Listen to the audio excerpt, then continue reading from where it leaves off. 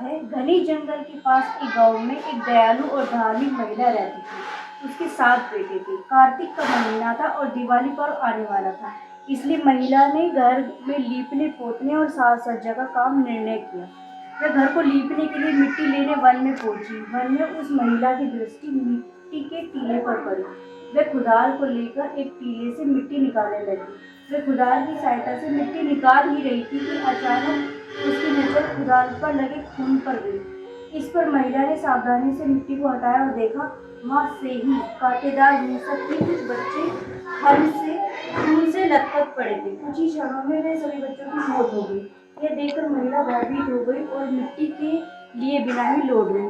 महिला सेही के उन निर्दोष बच्चों के साथ हुई दुर्घटना को लेकर अत्यंत दुखी थी और मन ही मन स्वयं को उसका दोषी समझकर अशांत थी। इधर कुछ समय से ही अपने बाम्बी पर आई तो उन्होंने शिशुओं को मृत पाकर विलाप करने लगी और गुस्से में उन्हें श्राप दे दिया कि जिसने भी मेरे निर्दोष बच्चों की हत्या करी है, उसे भी मेरे समान घोर कष्ट का संतान वियोग भोगना पड़ेगा।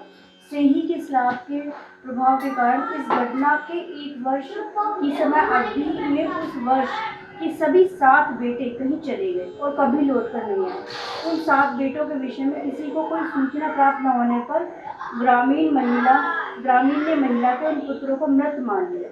ग्रामीण का अनुमान था कि वन के हिंसक पशु उस स्त्री के बेटी को मार दिया होगा, किसी लुटेरे के समूह के धन के लोभ में उनकी हत्या कर दी होगी। इससे महिला बहुत दुखी हुई।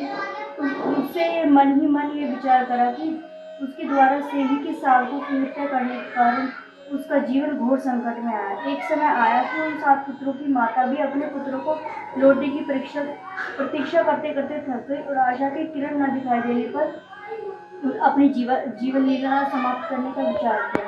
वे नदी की ओर जा रहे थे कि मार्ग में उसकी भेंट गांव के एक वृद्ध महिला से हो गई। वृद्ध महिला ने इस प्रकार रोने का कारण पूछा तो महिला ने अपनी पीड़ा बताई। उसने संपूर्ण घटना का विस्तार बताया और भूलवंश सेही के शावकों की हत्या के पाप के विषय में वृद्धा को बताया। इस पर वृद्धा ने कहा और उसे सुझाव दिया कि पाप के प्रायश्चित के रूप में उसे दीवार पर सेही के चित्र बनाकर देवी अहोई माता की पूजा करनी चाहिए। वृद्धा ने कहा, पुत्री, यदि तू पूर्ण विधि विधान से देवी माता का व्रत पूजन करेगी, गाय की सेवा करेगी और स्वपन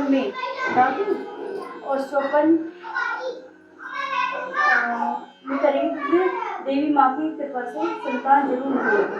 देवी अहोई माता पार्वती का ही अवतार स्वरूप है। देवी अहोई को समस्त जीवन प्राणियों को संतान की रक्षा माना गया है।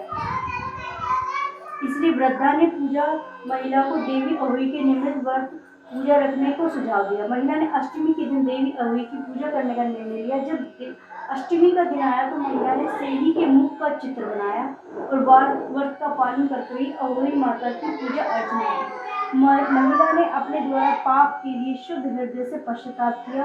देवी अहोई उस स्त्री की भक्ति और निर्मलता से प्रसन्न होकर उसके समक्ष प्रकट हो गई और महिला को पुत्रों की दीर्घ आयु का वरदान दिया।